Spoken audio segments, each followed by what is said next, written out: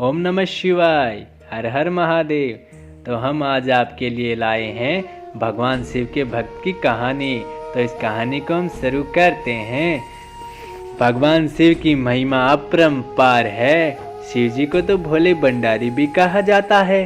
भगवान शिव अपने सच्चे भक्तों के कष्टों को हर लेते हैं। भगवान शिव के ऐसे ही सच्चे भक्त का प्रसंग तब का है जब यातायात के साधन ज़्यादा नहीं होते थे। अगर कोई किसी तीर्थ स्थल पर जाता था तो पता नहीं होता था कि वापस कर लौट भी आएगा या नहीं। भगवान शिव का भक्त बहुत कठिनाइयों के बाद केदारनाथ धाम पहुंचा। जब वहां पहुंचा तो मंदिर के पुजारी जी मंदिर के कपाट बंद कर चुके थे।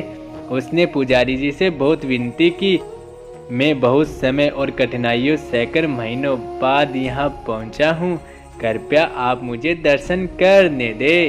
पुजारी जी ने बहुत विनम्रता से बोला कि इस मंदिर का नियम है कि इसके कपाट 6 महीने खुलते हैं और 6 महीने बंद रहते हैं। अगर एक बार कपाट बंद हो गए तो 6 माह के बाद ही खुलेंगे, तब आपको 6 मास बाद ही आना पड़ेगा। यहाँ पर जीवन बहुत कठिन है क्योंकि यहाँ बहुत ज़्यादा ठंड पड़ती है, आप यहाँ नहीं रह सकते। इतना कहकर पुजारी जी वहाँ से चले गए। भगवान शिव का भक्त उनका नाम स्मरण करने लगा। प्रभु, आप तो जानते हैं कि मैं कितनी श्रद्धा भावना से यहाँ पहुँचा हूँ।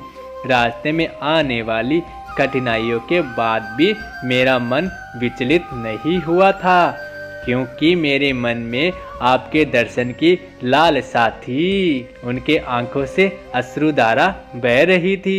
उसे भूख और प्यास भी लगी थी। कुछ समय पश्चात वहाँ पर एक साधु बाबा आए। उन्होंने उसका हालचाल पूछा। शिव भगत ने अपनी सारी व्यथा उनको सुना दी।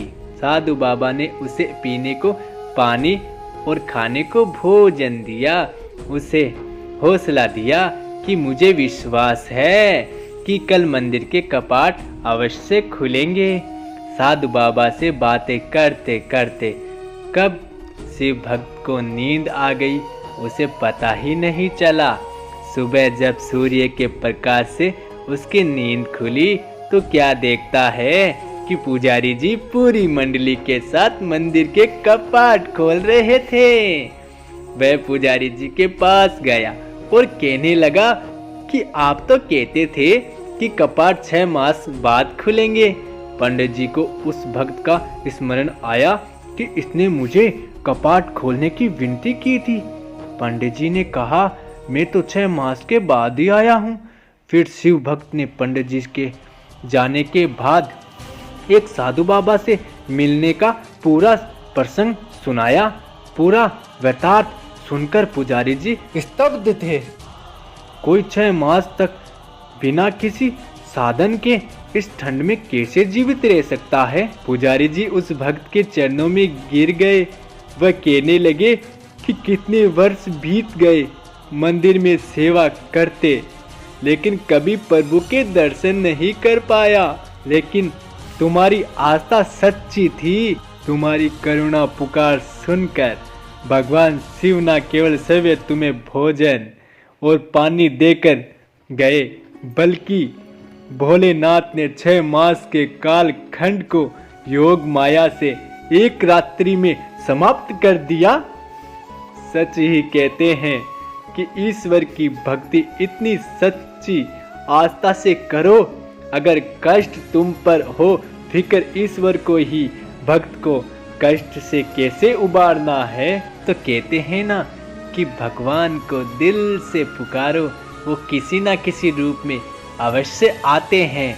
ओम नमः शिवाय, हर हर महादेव। तो आपको ये कहानी कैसी लगी?